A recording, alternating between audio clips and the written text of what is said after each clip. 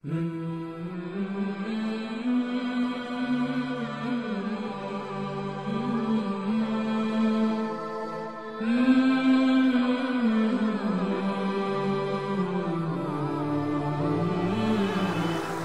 قدر ذمہ داران وحدت، محترم ناظرین، السلام علیکم ورحمۃ اللہ وبرکاتہ۔ ایک ایسے شخص کی حیات اور خدمات کے بارے میں چند الفاظ کہنے کے لیے مجھے طلب کیا گیا ہے، جو میرا دیرینہ دوست تھا اور آج بھی اس کی رفاقت کو میں ہی کیا اس کے سبھی ساتھی بجا طور پر محسوس کرتے ہیں۔ اپنے آپ میں ایک انجمن کے مثل عزیزی فاروق نظامی بے لوسی اور بے غرضی کی ایک انوکھی مثال ہوا کرتا تھا۔ کتابوں میں یہ الفاظ تو ضرور پڑھے جاتے ہیں، لیکن عملاً یہ الفاظ زندگیوں کے اندر میں کم ہی دیکھے جاتے ہیں۔ لیکن فاروق بجا طور پر بے لوسی اور بے غرضی کا ایک اچھوتا نمونہ تھا۔ اپنی ذات پر کم اور درد مندوں کے درد کو دور کرنے کے لیے دوڑ جانا اس کی طبیعت کا خاصہ تھا۔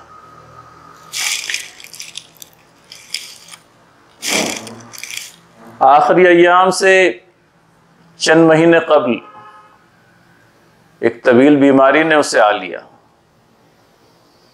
اور وہ اپنے بستر علالت پر اپنے ہنستے مسکراتے چہرے کے ساتھ اپنے تیمارداروں کی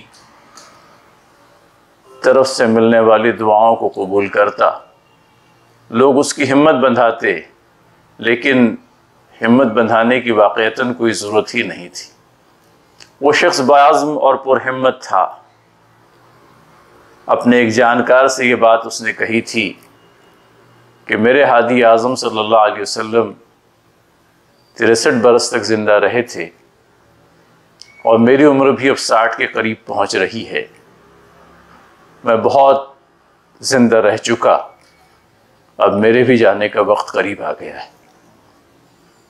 معلوم ہوتا ہے یہ بات اس نے سرسری طور پر نہیں کہی تھی، شاید کہیں اس بات کا احساس ہو چکا تھا کہ وقت رخصت قریب ہے۔ اپنی اس علالت سے جانبر ہونے کے بعد عزیزوں نے اور قریبوں نے لاکھ سمجھایا کہ اب اپنی طبیعت کا خیال کرو، اپنی ذات کا سوچو۔ لیکن وہ جو کہتے ہیں نا کہ پروردگار جن کو جس کام کے لیے چن لیتا ہے وہ تادم حیات اس کام کو انجام ہی دیتے چلے جاتے ہیں۔ اس بیماری سے اچھا ہونے کے بعد میں قریباً 2-3 مہینوں کے اندر میں ہی ہندوستان کے اندر لاک ڈاؤن ڈکلیئر ہو جاتا ہے۔ دیگر مسائل کے ساتھ میں دہاڑی مزدوروں کا مسئلہ سر اٹھاتا ہے۔ کلیان میں بھی ان لوگوں کی ایک قابل ذکر تعداد موجود رہی اور اس وقت میں ان کے رہنے سہنے کے کھانے پینے کے لالے پڑے ہوئے تھے۔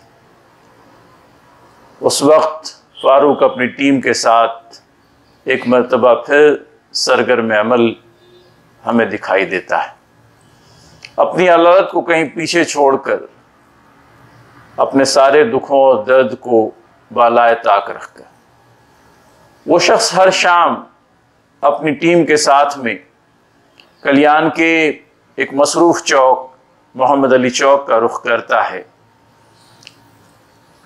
پانی، چائے اور بسکٹ، مزدوروں کی ایک ایسی ضرورت جو پوری ہونا تھی اور وہ اس ذریعے سے کئی دنوں تک پوری ہوتی رہی۔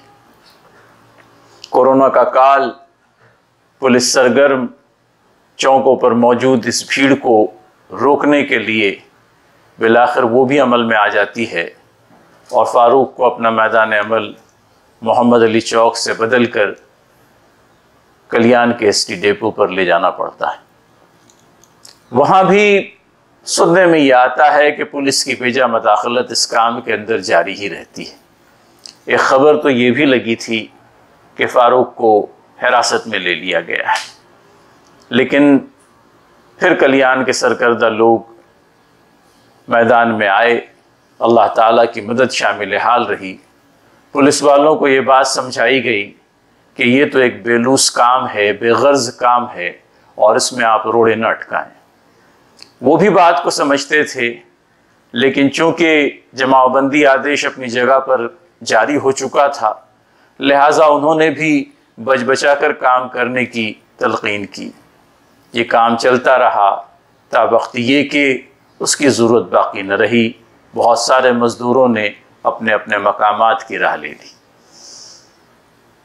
محترم ناظرین، ایک آدمی اپنی ذات سے جو کچھ کر سکتا ہے ویسا کرنے پر کسی نہ کسی درجے میں اسے قدرت حاصل ہوتی ہے، لیکن فاروق کی خاص بات یہ رہی کہ اس نے کلیان جوشی باغ کے علاقے میں کم زیادہ صلاحیت کے افراد پر مشتمل ایک ایسی ٹیم تشکیل دی جو اس کام کو، اس تحریکی کام کو بحسن خوبی ایک طویل مدت تک ادا کرتی رہی۔ جوشی باغ کے اس علاقے میں فاروق اور اس کے ساتھیوں کے ذریعے سے ایک مسجد کا قیام عمل میں آیا۔ کہنے کے لیے یہ ایک مسجد تھی، لیکن در حقیقت یہ ایک اسلامی مرکز تھا۔ یہاں پر چھوٹے بڑے جس قدر مسائل اس کے پاس میں آتے، اس کو حل کرنے کی بھرپور کوشش اس کے ذریعے سے ہوتی۔ یہ ایک تربیتی مرکز بھی تھا جہاں پر وقتاً فوقتاً اجتماعات کے ذریعے سے، ورکشاپس کے ذریعے سے اس کی ٹیم کی تربیت بھی ہوتی اور نئے افراد بھی اس کے اس قافلے سخت جاں کے اندر میں شامل ہوتے رہتے۔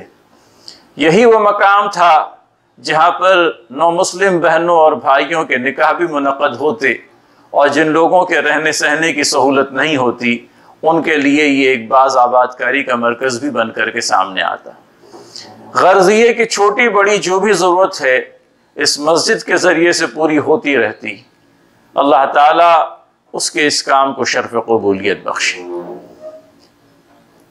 کہنے کے لیے پیشے کے اعتبار سے وہ ہمارا ہی ہم پیشہ وکیل تھا، اور اگر چاہتا تو اپنے ہمسروں کی طرح اپنے پیشے کو دنیاوی دولت و ثروت حاصل کرنے کا ذریعہ بنا لیتا، لیکن فاروق کے سامنے مطمح نظر کچھ اور ہی تھا۔ اس نے اپنے پیشے کو بھی انسانی خدمت کا ایک ذریعہ بنا لیا، اور کم سے کم پیسے لے کر کے یا فیس کے بغیر بھی کام کیسے کیا جاتا ہے، یہ فاروق سے ہمارے عقلاء نے سیکھنا چاہیے۔ انسانی اغراض کس کو لاحق نہیں ہوتی، کم و بیش ہر ایک کو، اور کیا فاروق کے گھر کی اغراض اللہ تعالیٰ نے پوری نہیں کی؟ پوری کی۔ آج بحمدللہ اس کی بیٹی وکالت کی ڈگری حاصل کر چکی اور کلیان کے اندر میں وکالت کرتی ہے۔ اس کا ایک اور بیٹا وکالت کے کورس کو کمپلیٹ کرنے میں ہے۔ تیسرے بیٹے نے بھی، معاف کیجیے گا، دوسرے بیٹے نے بھی سن رکھا ہے کہ اسی پیشے کے اندر میں پدارپن کرنے کے لیے لا کالج کے اندر میں داخلہ لیا ہے۔ میرے کہنے کا منشا یہ کہ آدمی اگر اللہ تعالیٰ کے بندوں کی خدمت میں لگا رہتا ہے تو اللہ تعالیٰ خود اس کی اغراض، خود اس کے دنیاوی معاملات کو درست کرنے میں لگا رہتا ہے۔ جو اللہ تعالیٰ کے بندوں کی فکر کرتا ہے، اللہ تعالیٰ اس کی فکر کرتا ہے۔ اور پھر اس کے بعد میں ہم نے یہ بھی دیکھا کہ وہ سرگرمیاں جن کو کرنے سے دوسری انجمنیں کتراتی تھیں، فاروق نے ان سرگرمیوں کو اپنے سر لیا۔ مشکلات کسے پیش نہیں آتی۔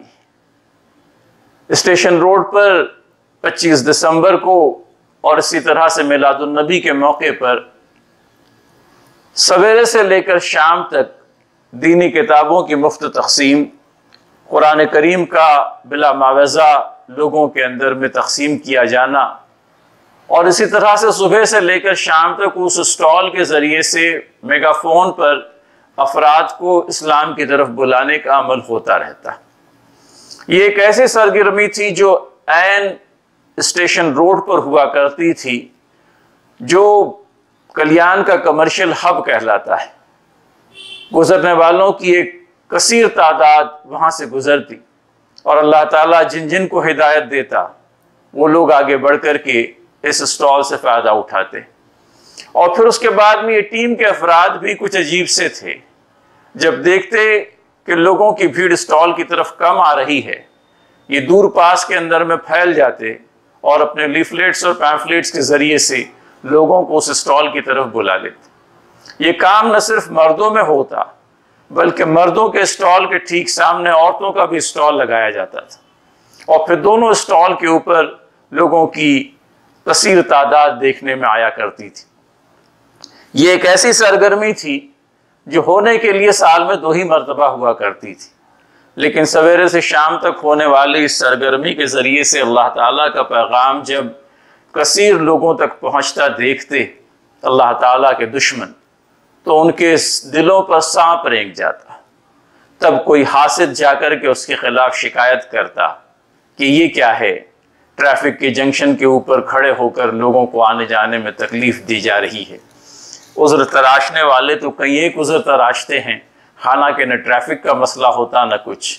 ایک بڑی سی دکان کئی سالوں سے بند پڑی ہوئی تھی، اور اسی دکان کے ٹھیک نیچے یہ اسٹال لگتا تھا، لہٰذا ٹریفک میں اڑچن ہونے کا کوئی سوال ہی نہیں تھا۔ اب پھر اس کے بعد میں پولیس کے اہلکار حرکت میں آتے، فاروق ان کو سمجھانے کی کوشش کرتا، اور ہر بار جو ہے پولیس والوں سے وقت لے کر وقت مقررہ تک اس اسٹال کو چلاتا۔ ہمت کا کام تھا، ویسے بھی میدان میں آ کر کے اللہ تعالیٰ کے دین کی دعوت کو پیش کرنا اپنے آپ میں آج کی تاریخ میں ایک کٹھن مرحلہ ہے، ہر ایک کے لیے ممکن نہیں ہو پاتا۔ ہندوستان کی عوام اپنا مذہبی مزاج رکھتی ہے، اور ان کے سامنے اس بات کو لانا اپنے آپ میں ایک چیلنج سے کم نہیں ہے، لیکن اللہ تعالیٰ ہمت و حوصلہ بخشے اس ٹیم کو جو فاروق کے ساتھ میں اس کام کو کرتی رہی۔ سال گزر چکا ہے، لگ بھگ یہ گزرنے کو ہے۔ پچھلی 2 مواقع آئے ضرور، لیکن کورونا کے چلتے یہ اسٹال نہیں لگ پایا۔ میری شدید خواہش رہی کہ اگر اسٹال نہیں تو کم از کم اس کا کوئی متبادل ہو۔ کبھی دل میں یہ بھی خیال آیا کہ چلو ہر ایک کے دروازے پر چل کر کچھ نہ کچھ لٹریچر تقسیم کرتے ہیں، 4 بھلی باتیں ان سے کہتے ہیں، لیکن اکیلا چنا بھاڑ نہیں پھوڑتا۔ اس کے مصداق یہ صورتحال ممکن نہیں ہو پائی، یہ متبادل پر عمل پیرا ہونا ممکن نہیں ہو پایا، لیکن آنے والا وقت اللہ تعالیٰ نے ہم لوگوں کو نصیب رکھا ہے، اور اس وقت کے اندر میں جو بھی شکل ہو سکتی ہے یہ کام اختیار کرے۔ اس بات کی توقع اور تمنا، اس بات کی شدید خواہش دل کے اندر میں موجود ہے۔ خصوصیت کے ساتھ میں امید کرتا ہوں کہ وہ ٹیم جو فاروق نے اپنی حیات میں تشکیل دی تھی وہ اس کام کو کرتی رہے گی۔ دنیا کے مختلف یوں کہہ لیجئے کہ منتشر ہونے کے جو مختلف مواقع اور مختلف بنیادیں اور مختلف وجوہات جو چیزیں بن جاتی ہے، اللہ تعالیٰ ان وجوہات سے، ان بنیادوں سے اس ٹیم کو مامون و محفوظ رکھے گا۔ محترم ناظرین، بے لوث خدمات، اللہ تعالیٰ کی رضا جوئی کے لیے کی جانے والی خدمات اپنے آپ میں اللہ تعالیٰ کی خوشنودی کا ذریعہ بن جاتی ہیں۔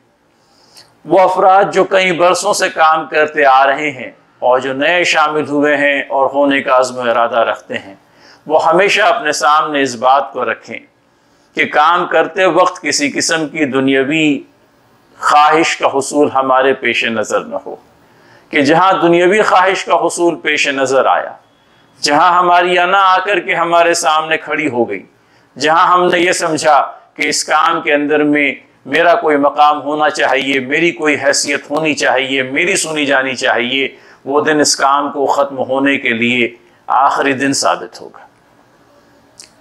جس بےلوسی کی مثال فاروق نے قائم کی ہے، اسی بےلوسی کی مثال کو قائم کرنا ہے۔ یہ کوشش بے غرضانہ ہو، یہ کوشش اللہ تعالیٰ کے دین کی سرفرازی کے لیے اور اس کی خوشنودی کے حصول کے لیے ہو، اور اس ٹیم نے اچھی طرح سے، بلکہ اس کے ایک ایک فرد نے اچھی طرح سے اس بات کو یاد رکھنا ہے کہ اگر اس مشن کو آگے چلانا ہے، جس کا عزم و ارادہ آپ لوگوں نے اس وقت کیا تھا جب ہم سب فاروق کو سپرد خاک کر رہے تھے، اس عزم و ارادے کو برقرار رکھتے ہوئے، شیطانی وسائس کو اپنے دل میں ذرہ برابر جگہ نہ دیتے ہوئے اس کام کو کرتے رہنا ہے۔ مسجد اپنی جگہ پر بنی ہوئی ہے، وہاں پر 5 وقتہ نمازوں کا سلسلہ جاری ہے، اور بھی سرگرمیاں ہوتی رہی ہے۔ میرے بھائی آگے آئیں، اس کام کو آگے بڑھائیں۔ افراد اگر ہے، فرد اگر کام کرنے کی خواہش رکھتا ہے تو لاکھ قدغنیں اور پابندیاں سہی وہ کام کو کرتا چلا جاتا ہے۔ تحریک کے ذریعے سے جو تحریک فاروق کو ملی، اس نے تحریک پر پابندی عائد کیے جانے کے باوجود بھی تحریک کے اس عمل کو آگے جاری رکھنا اس کے لیے ممکن کرایا۔ افراد اپنے آپ میں جب تحریک بن جاتے ہیں تو ان کے لیے کام کرنے کے اندر میں مواقع ہی، ان کے پاس کام کرنے کے لیے مواقع ہی مواقع ہوتے ہیں۔ ضرورت اس بات کی ہے کہ ان مواقع کا بھرپور استعمال کیا جائے۔ کلیان کے بیشتر لوگوں نے ان خدمات کو بھرپور سراہا۔ عزیزی ماجد قاضی نے، محترم معین ڈون صاحب نے، اور اسی طرح سے کئی ایک نے، بلکہ فاروق کے ایک دیرینہ غیر مسلم ساتھی بابا رام ٹیکے نے بھی تحریری طور پر اظہار تعزیت فرمایا، اور اس اظہار تعزیت کے اندر میں انہوں نے جو کلمات فاروق کے تعلق سے کہے ہیں، یقین نہیں ہوتا کہ لوگوں کے دلوں کے اندر میں فاروق کا یہ مقام تھا۔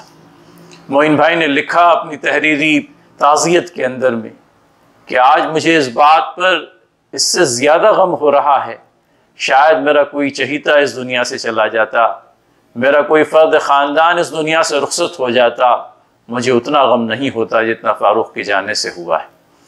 یہ ایک ایسا سرمایہ تھا جو قوم کی راہ میں، ملت کی راہ میں لٹ گیا، اور اللہ تعالیٰ سے اس بات کی بجا طور پر دعا ہوتی ہے اور ہونی چاہیے کہ باری تعالیٰ جب روز قیامت قائم ہوگا، اپنے اس بندے کے اعمال صالحہ کو شرف قبولیت عنایت کر، اس کی بغرضانہ خدمات کو جو در حقیقت اس نے صرف تیری رضا کی خاطر کی ہے، اپنے فضل و مہربانی سے شرف قبولیت عنایت کر، جنت کے بالا خانے اس کا مقدر فرما، اس کی ذریت کو اس دنیا کے اندر میں نہ صرف دنیاوی فلاح و کامیابی دے، بلکہ اخروی فلاح و کامیابی بھی ان کا مقدر فرما۔ پھر کیوں اپنے آپ کو محدود رکھوں فاروق کی ذریت سے؟ ذریت وہی نہیں ہوتی جو نسب سے پیدا ہوتی ہے۔ ذریت سے میری مراد وہ سارے افراد ہیں جو فاروق کی انتھک کوششوں کے ذریعے سے تیار ہوئے ہیں، اور وہ سارے افراد کو اللہ تعالیٰ اس دنیا کی کامیابی اور آخرت کی فوز و فلاح بھی عنایت کر۔ آئے عشاق گئے وعدہ فرداں دے کر، آئے عشاق گئے وعدہ فرداں دے کر، اب ڈھونڈیے انہیں چراغ رخ زیبا لے کر۔ ربنا تقبل منا انك انت السميع العليم وتب علينا انك انت التواب الرحيم وصلى الله تعالى على محمد وآله وصحبه اجمعين برحمتك يا ارحم الراحمين۔